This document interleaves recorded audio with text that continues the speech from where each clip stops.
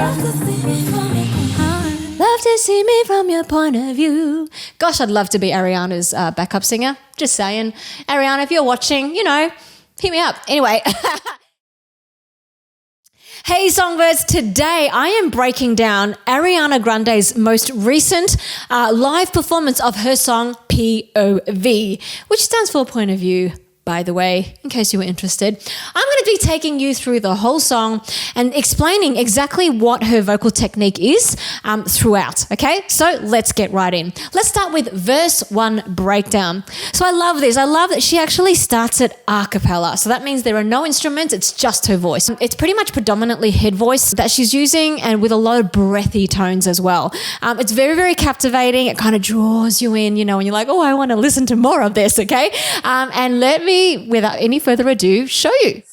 Turn my minutes into hours. You got more than 20, babe. So do you hear that? She's not sort of going, turn my minutes. And she's going, turn my minutes into hours. You got 20. I got the words wrong. You got more than 20, babe.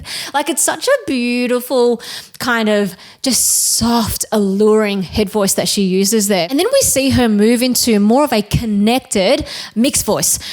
She still uses, sort of little bits of breath here and there, but it is essentially quite connected now. Let me show you.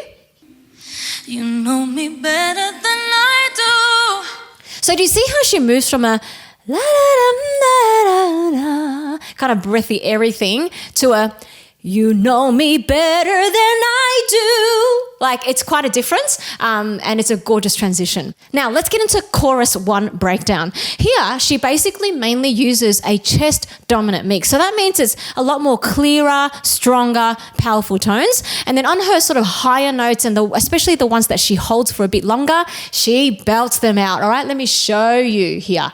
I love this.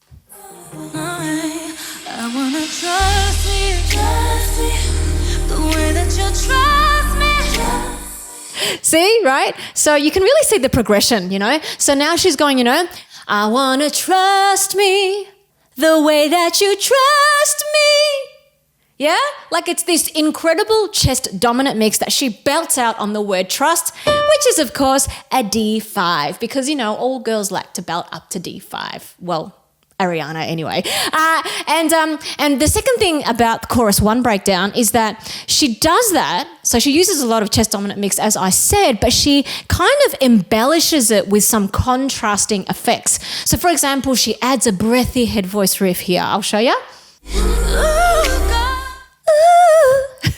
Right, this like really kind of beautiful and sexy riff there, which is gorgeous. And then she also contrasts it with basically letting her BVs, in other words, her backup vocals, sing without her. So she just lets them do it, and they're singing this line predominantly in head voice. It's very, very gentle and soft, and she just sort of goes, well, I'm just going to let you do it on your own, and it's a way she actually uses to contrast what she's doing, right? Right? So she doesn't sing with them, she just lets them go, love to see me from your point of view. Gosh, I'd love to be Ariana's backup singer. Just saying. Ariana, if you're watching, hit me up. Anyway, if you are enjoying this video, please give it a thumbs up, subscribe, ring the bell, do all the things, help other songbirds like you find this video and learn how to sing like Ariana Grande as well. All right, let's get on to verse 2 breakdown. So in comparison to verse 1, verse 2 is actually a lot more stronger in terms of volume, and she decides to use more chest dominant mix, whereas in verse 1, it was very heady as we were talking about before. So she uses a very connected chest dominant mix. She also adds some melodic variation, and then when she does move into a strong head mix or a head voice, she actually makes it very strong. Like, it's not a very breathy one anymore, so she's kind of done away with the breathiness now, and she's now starting to go, okay, I'm building this song up now, I've got a point to make, here I go. So let me show you just some of those things, okay? So here's the connected chest dominant mix I was talking about, right from the beginning of verse 2. I'm getting used to receiving, still getting good at not leaving. So So you see two of the things that I mentioned before play out just in that line itself. First of all, the chest dominant mix connected way of singing. I'm getting used to receiving. And then the second line, still getting good at not leaving. So she maintains that connected chest dominant mix, but then she moves into a very connected head dominant mix. So it's not breathy, it's not weak, it's not thin. But it's definitely, she's deviated from her chest dominant mix and into her head dominant mix, which is pretty cool. In the first verse, there's this sort of repeated melodic motif, which is another word for like basically a melodic theme or an idea, which is repeated a lot. The da-da-dum, na-na-na-na. I love that, by the way. I could sing that all day. Da-da-dum, na-na-na, right? And here you see that she takes that, but she kind of varies it a little bit. Let me show you. Getting good at not leaving. I would love you even though I'm scared. I'ma love you even though I'm scared, right? Instead of, right? Like she kind of does something different there, which is pretty cool. So adding in something different and a cool new vibe in the second verse. All right, let's get on to chorus 2 breakdown. So here she continues to build the song up in volume and intensity with her chest dominant mix, but she sort of adds in a few, what I'm going to call fancy flares. There's some melodic variation and there's some more riffing sprinkles and ad-libs. Let me show you. So let's begin with showing you some melodic variation.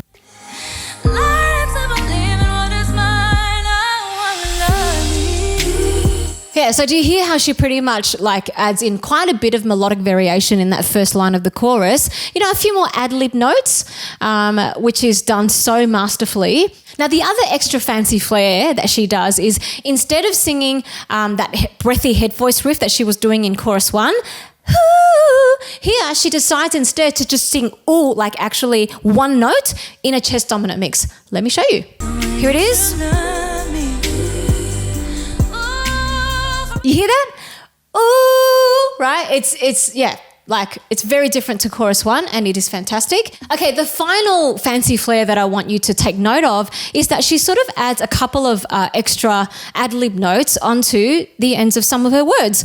For example, in this line that I'm about to show you, listen for the word me. In the chorus before that, she only sang the word on one note, whereas here she adds a couple of extra little notes in there. So have a listen. I wanna trust me, the way that you trust me. Did you hear that? The way that you trust me, right? So it's very subtle sometimes. So you don't even really realize she's doing it, but she's kind of very masterfully taking you on a bit of a vocal journey here. Okay, let's move into the bridge breakdown. You know, this is such a super interesting bridge, different to many bridges that you will normally hear in a typical pop or R&B song. So typically when you hear a bridge, it's usually kind of like, you know, the climactic part of the song, or it sort of goes up a notch in terms of volume and intensity, but not in this one. In this one, it actually comes right down, and she uses a very light chest voice and also a breathy head voice vibe.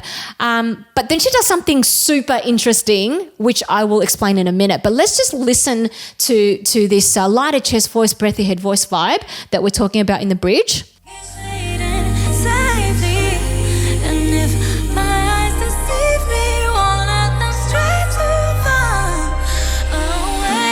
So did you hear, like in the chorus, we were in a chest dominant mix and a belt, and now we're going into a my eyes deceive me, won't let them stray too far, right? Like it's just completely pulled back, completely head voice, lots of breath through it.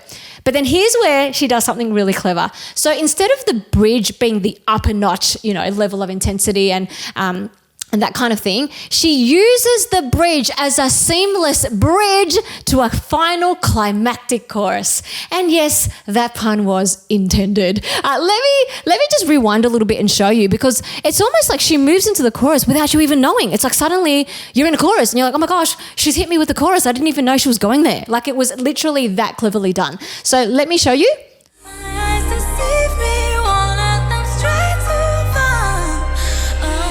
Now get ready.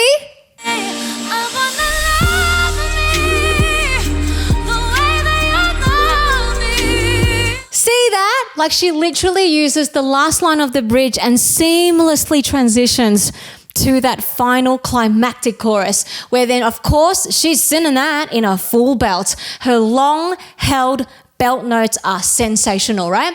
I wanna love me the way that you love me. Oh, like, oh, so good.